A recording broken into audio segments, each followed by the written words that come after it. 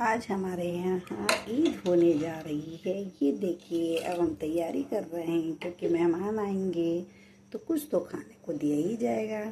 तो मैंने यहाँ पे चने चढ़ा दिए हैं। ये बड़े के लिए मैंने चने की दाल और उड़द की दाल को भिगो दिया है, जो अभी मैं पीसूँगी। और यहाँ पे मैंने ये मटर भिगो दिए थे रात भर। अब मैं इसको जो है कुकर में चढ़ा दूँगी उबलने के लिए, और एक साथ मेरे 3 काम हो जाएंगे। फिर मैं बनाऊँगी क़िमामी सिवई, फिर आपके साथ शेयर करूँगी। वैसे तो हम नई सिवैयाँ लेकर आए थे, लेकिन इसको जो है ना फिर भूनने से, बराबर से भूनने से ना कच्चापन इसका ख़त्म हो जाता है। तो इसको जो है ना देसी घी में, रिफाइंड में, डालडा में, जिसमें आपकी मर्ज़ी हो उसमें आप डाल के ज़रूर भुना कीजिए।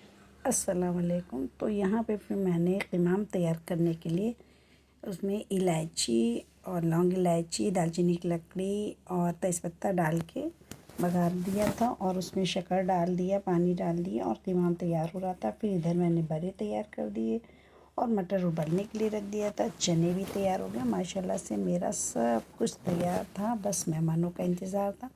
और मैंने कुछ बड़े इसको बना के रख लिए थे कि जब कोई आएगा ना तो गर्मा गर्म जो है उबले पानी में डाल के उसको मैं ताज़ा कर दूँगी। तो आप लोग सब्सक्राइब ज़रूर किया कीजिए प्लीज़, और लाइक करना तो बिल्कुल ना भूला करें, और बताया कीजिए कि हमारा वीडियो आपको, यह ब्लॉग कैसा लगता है। तो यहाँ पे ये मेरे 2 मेहमान आ गए और मेरी दोनों भावजें आ गई थी। ये मेरी दोनों भतीजियाँ हैं, ज़ैनब और रमशा, और ये है माहीन, और इधर बैठी हैं जिनिश। तो ये माशाल्लाह से इन लोग आ गई थी, तो हम लोग को बहुत खुशी हुई कि कम से कम स्टार्ट तो हुआ कोई आना, क्योंकि दिन में तो इतनी ज़्यादा धूप हो रही है कि कोई आने का नाम ही नहीं लेता है। तो ये 6 बज रहा था, तो अब लोग शुरू हुए हैं, और अभी और मेहमान बाकी हैं। तो हमने जब तक इनको ईदी दे दिया जाए, तो मैं इन लोगों बच्चों को ईदी दे रही थी। और माहिन हंस रही हैं तो कि हमको मिल गया है, और दिखा रही हैं। फिर मैंने जिनिश को भी दिया। मैंने कहा लो भाई, इसकी तबीयत नहीं ठीक थी तो इसको कुछ खाना नहीं था, तो हमने कहा चलो ईद ही ले लेते हैं। और मेरे हस्बैंड बहुत खुश नज़र आ रहे थे, क्योंकि जब कोई घर में आता है ना तो ये बड़े खुश हो जाते हैं।